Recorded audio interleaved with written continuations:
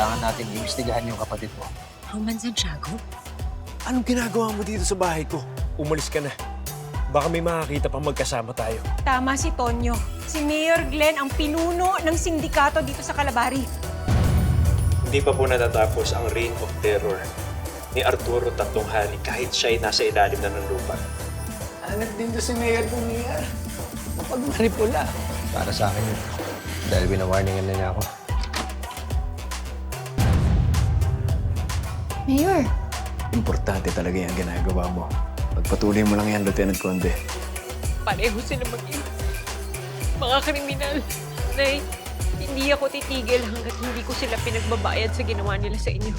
When will this end, Glenn? It seems like you can't escape your past. Don't worry. I'm on top of it. Tandaan nyo, hindi siya pwede makatunog na kumikilos tayo laban sa kanya. Kikilos lang tayo pag meron tayong hawak ng ebidensya. Buwanag. Yes, sir. Faye, pasensya ka na sa bahay namin. Ang kalat. Peo, tubig ka muna. salamat. Vince, don't say that. Ako na nga yung nakikitira sa inyo eh. Naku, hindi ka naman nabahala. Kahit kailan mo gusto tumira dito, goods lang. Ano bang plano mo, Faye? Hindi ko rin talaga alam eh. Basta for now, I just want to be away from my mom.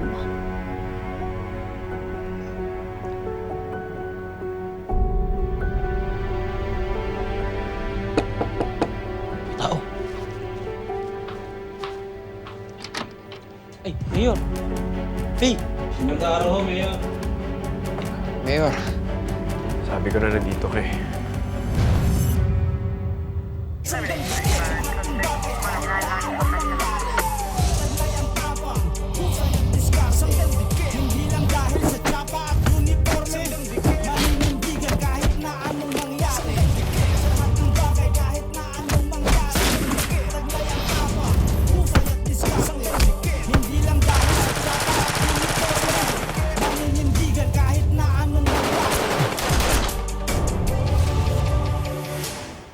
Kuya, wait. Before you say anything else, this is all my idea. Walang kinalaman si Vince dito.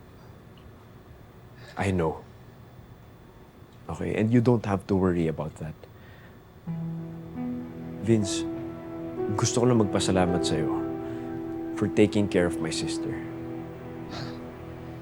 wala po yun, Mayor. Pero Faye, alam mo naman siguro kung bakit ako nandito.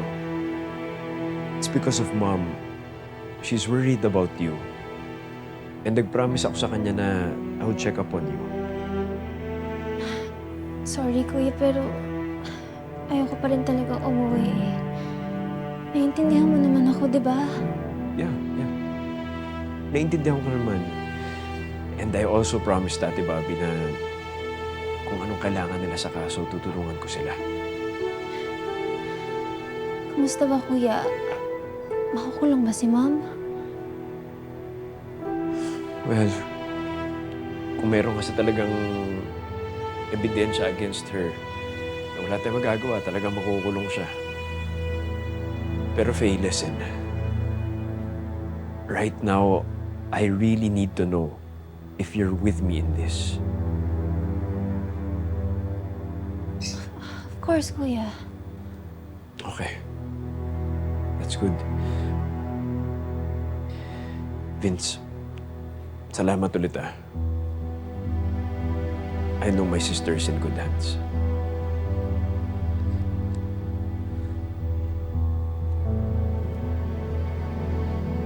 Okay. Faye, kung may kailangan ka, tawagan mo lang ako. I'll go ahead. Kuya,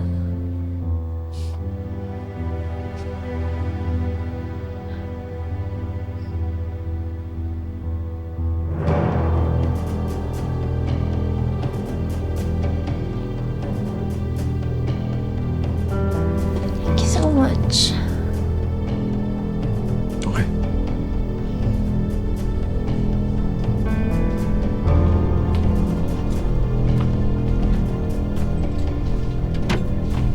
Bait naman pala si Mayor eh. Ah, bait pa niya eh, no?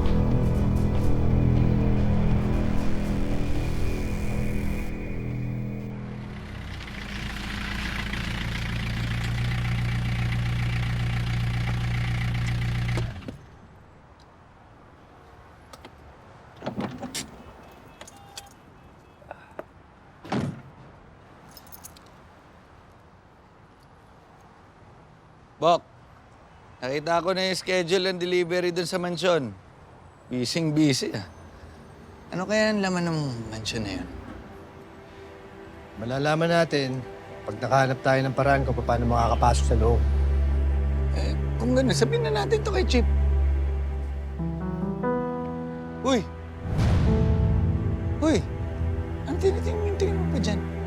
Oh, yung kotse dun sa labas. Sandali na pa yung nakapuntok sa atin eh. Alin dyan? Simplehan mo lang, baka malata ka. Yung kotse dyan sa labas. Simplehan ko lang. Simplehan mo, ano ba?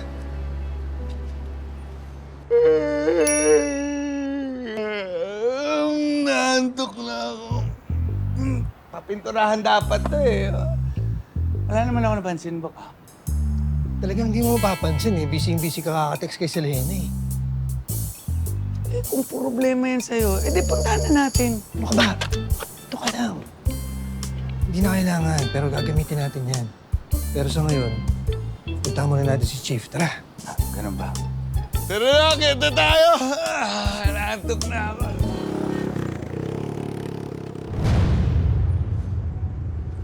Mga bobo to mga to. Mahina makiramdam.